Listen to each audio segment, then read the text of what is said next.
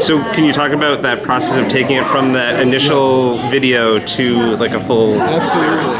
So one of our first sessions between me and Olin was like, we were like, okay, so what are we going to do? And we were like, we decided that we want to do a show that would surprise the audience and defy expectations. And so we made a list on a whiteboard.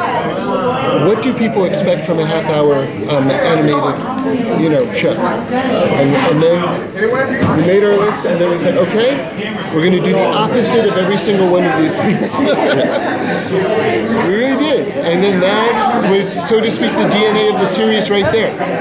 And then we did a 10-episode arc of where this series was going to be going, and we created previs, kind of like art of all those key moments from episode 1 through episode 10. And then we pitched it to the network, or various networks, and I've never had this experience professionally before where I think 5 or 6 different networks bought it in the room, which is like, that's in my experience, like it doesn't, like, I mean, good news is like, oh, you find out later on, they want to buy it, but not, they tell you, okay, we want the show. It's like, well, like in the room in front of you, they didn't even have to think about it. So it was something. So it has this mix of comedy, and it gets really dark at times. It's almost like Game of Thrones level. You don't know what character is going to get killed off next. Yeah. So how do you, do you get attached to characters, and how do you decide who you're going to be killing off? And so the death of Avocado in episode 6, that was something that we had planned from the outset, and really built to. I was just telling these guys, we made sure in episode 5, the one beforehand, that it would be the best friend episode between Gary and Avocado. We did everything we could to make sure that they had the best time together in the world, you know what I mean? So that we could kill him the next episode, for it to have its maximum emotional impact. But, that's not sadism, or creepiness or jerkiness, I hope. It's consistent with what one of our goals was, which was that we didn't want to just create a show that had just a string of laughs. We definitely want comedy, and there's going to be more comedy season 2. But we wanted to create an experience for the audience, a genuine experience. And I think, just based on just the feedback that we got, that happened. And the deaths are part of that. And the notion of sort of kind of like when you're a little bit off balance watching the show, I think part of you opens up to experiencing it on a slightly different level, Yeah. Now, did you expect Mooncake to be as popular? No, not at all. I mean, we knew that he was ridiculously cute, and already based on Olin's YouTube clip, I think 1 or 2 people had already gotten Mooncake tattoos just from the YouTube clip. So we knew that was like a good early indicator of something. But then, TBS did their research and everything like that, and the poster was a giant thing of Mooncake with "He will kill again," and it's sort of like, every once in a while, I'm really curious to see how this show plays. By the way, today we premiered on Netflix International. So if you want to, now people all around the world can stream the show. Not in America yet. It's not on the streaming channel yet. But one of the cool things is we're looking at the tweets, and they're in all different languages. And we don't know what they say, but they're like emojis with hearts and smiles and everything like that. So it's like, okay, they like it. So that's cool. I'm sorry. I don't know if I answered. So all these people that have Netflix now, they can go and binge the entire internationally, season. Not in America yet. Yeah. So does that change how because we got it weekly, so we had to think about it each week what was going to happen next. Does that change anything? Do you think when someone just goes through and binges I'd like to know the answer to that question myself. Which is the more sort of entertaining experience? I don't know. We certainly wrote it to be binged. Okay. Even though it only aired weekly.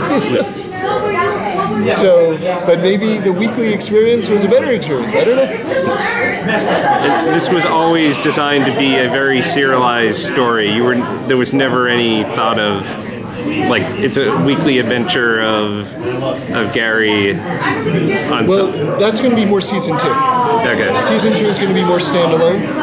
There will be through lines, so that, that element will still be part of the series.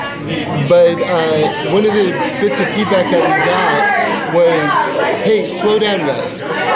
And so for various reasons, we want to emphasize comedy more the second season. And it also allows us to get to know the characters and slow down a bit as well. But there will still be cliffhangers and stuff.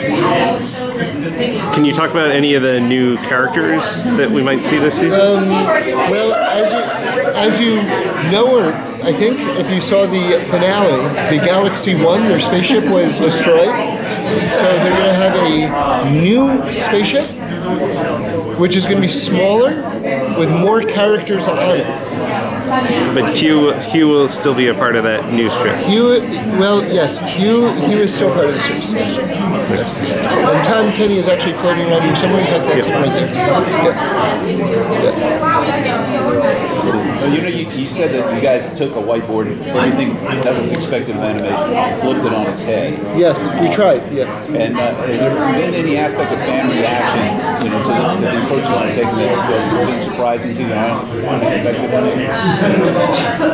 Well, I have to tell you, I told the writers and the animators a dozen times, if people don't cry at the death of Avocado, we've done something wrong. And one of the things that surprised me was just how big the reaction was. And, people were tweeting themselves, filming themselves crying watching. And that sort of shocked me. That did shock me. Yeah. Done your job. Yeah. And we got a lot of tweets that said something like, I hate you, I love you. And I thought that was interesting because, I think it sort of like reaffirmed what our instinct was, is that we want to create more than just entertainment, we want to create an experience. And to create an experience, I think there has to be an emotional bonding. And so TBS has been fantastic in that they really allowed us to cultivate that type of relationship with the material and thereby with the audience. Now, you had mentioned some of the change to make it more episodic in the second season. Were there any other things based on what you saw the fans reacting to that you're implementing for the second season? I think Gary's going to be slightly more serious. Just slightly. Will he get his cookies? Yes, exactly. Do you have any plans, maybe in the future, to branch off into different avenues like comic books or anything like that on the show? Yeah, it's a really, really interesting question. I mean, I did a show, the animated show I did right before this was called Pig, Goat, Banana, Cricket.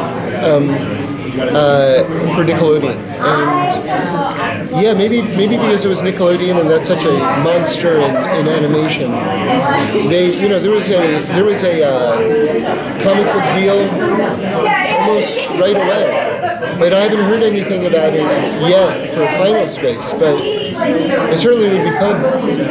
Yeah. Motion picture? Eventually? I think that we could make one. I do, because the show has an emotional depth to it that I think would accommodate long form. So no plans, but if that day ever came, I think we'd be able to actually produce something that would be meaningful. Yeah. So Tom was mentioning the he loves 2001, and obviously Hugh is related to that. Absolutely. So are there any other like sci-fi type of inspirations that you use for the series? Well, yes, and not for me, for Olin. So, but I'll tell you what his big ones were: Firefly, a movie. I think it's called Sunshine. Is that? Yeah. Yeah. And Battlestar Galactica. These are all favorite movies of his. Yeah. Ran out of resources. And Also, I'm spacing on the name of it.